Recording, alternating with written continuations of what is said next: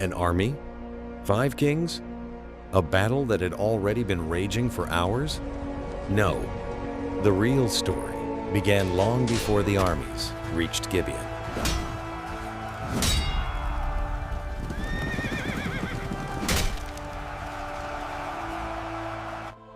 It began with the death of a man who had carried Israel through the wilderness for 40 years.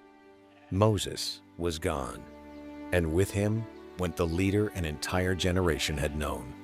But the promise did not die with Moses, because the journey was not finished. The land was still ahead, and someone had to lead Israel into it. That responsibility now belonged to Joshua, a man who had spent years serving behind Moses and was suddenly standing before an entire nation. The land waiting for him was not peaceful.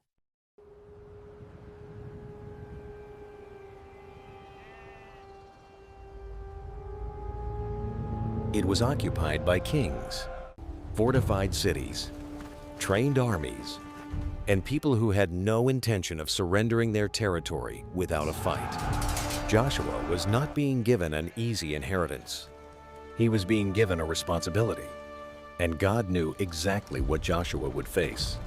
So before the first major battle of his leadership, Joshua received a command that would become the foundation of everything that followed. Joshua, you must be strong and courageous. You shall lead this people into the land that was promised. Joshua crossed the Jordan, and the first cities standing between Israel and the land of promise began to fall.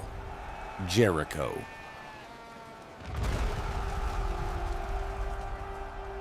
Ai. Victory followed victory, and with every victory, the news traveled farther. Canaan was beginning to understand that Israel had not come merely to pass through. They are coming! We will not surrender our land. Forward! And that realization created 2 very different responses. One city chose another way, Gibeon. Gibeon was not a weak settlement waiting to be rescued. It was an important city. Its people knew the strength of their own position. They knew their walls. They knew their warriors. But they had also heard what happened at Jericho. They had heard what happened at Ai.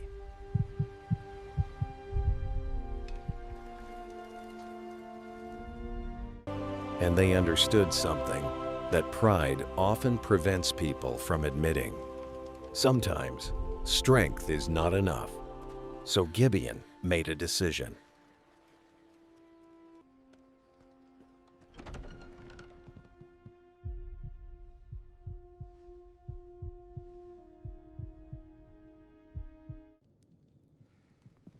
Then what choice do we have? We find another way. They would not meet Joshua with swords. They would meet him with a covenant. Their leaders prepared worn clothing, old sandals, dry bread, cracked wineskins, everything designed to create one impression, that they had traveled from a distant land. Who are you? We have come from a very distant land. We heard of the name of the Lord your God, and of all that he did. They approached Joshua and asked for peace.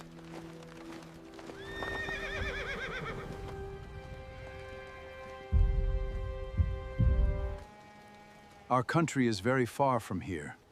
We heard of the name of the Lord your God, and we came to make peace with you. Joshua questioned them. He examined what they had brought, and eventually, Israel's leaders made a covenant with them. Peace between us. Peace. There was only one problem. They had not asked the Lord. 3 days later, the truth became clear. Gibeon was not distant. They were neighbors. They had deceived Israel, but the covenant had already been made, and Joshua chose to keep his word. That decision would have consequences. Because Gibeon's peace with Israel was not seen as peace by everyone. To the king of Jerusalem, it looked like betrayal. And worse, it looked like the beginning of something dangerous. His name was Adoni-Zedek. Gibeon has made peace with Joshua. They have joined themselves to Israel. He had heard about Jericho. He had heard about Ai. But Gibeon's decision was different. Gibeon was a great city, a strong city, and now Gibeon had chosen to stand under the protection of Joshua. Adoni-Zedek understood what that could mean. Gibeon has chosen Joshua. If they stand with Israel, our kingdoms will fall. Send the messengers.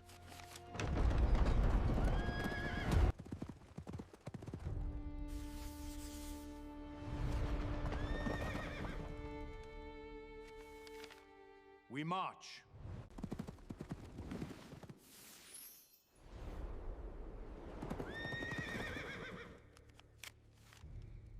We march.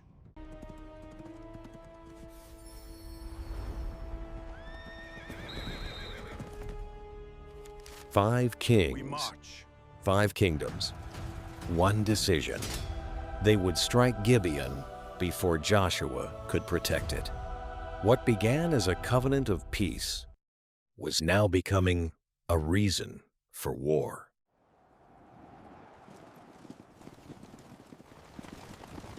The armies moved toward Gibeon. From the city walls, the people could see the dust rising in the distance. The threat was no longer a rumor.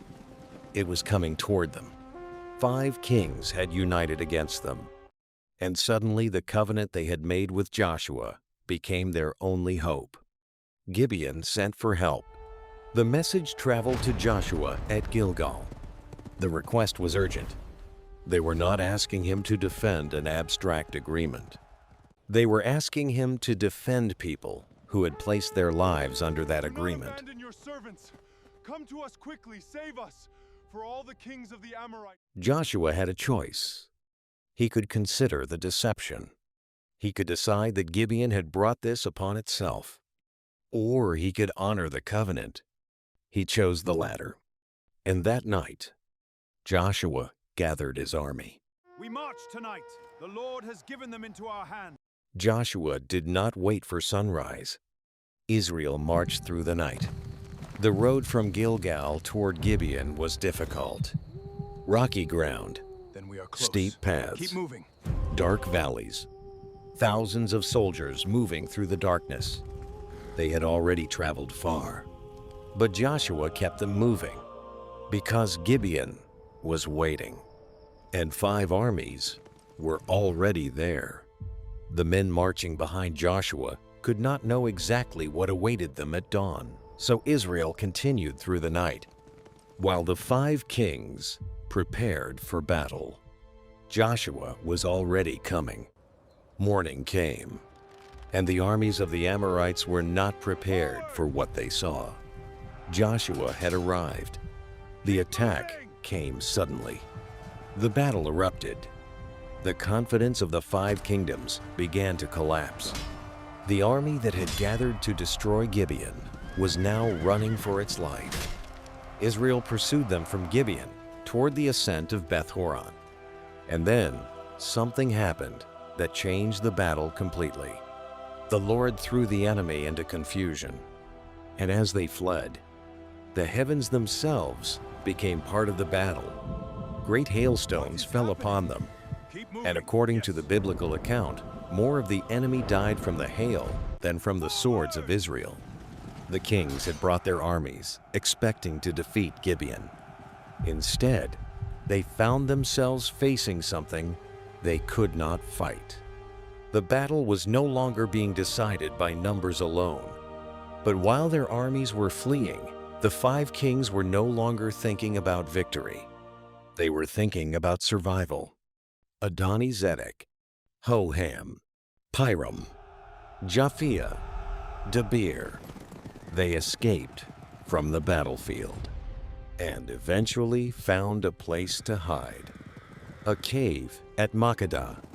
They believed the cave would protect them. For the moment, it did. Joshua was informed that the kings had been found. The 5 kings have been found hiding in a cave. Seal the cave with large stones, and do not let them escape. He ordered the cave to be secured. The kings could wait. The battle could not. Israel continued after the fleeing armies. But another problem was becoming impossible to ignore. The day was running out.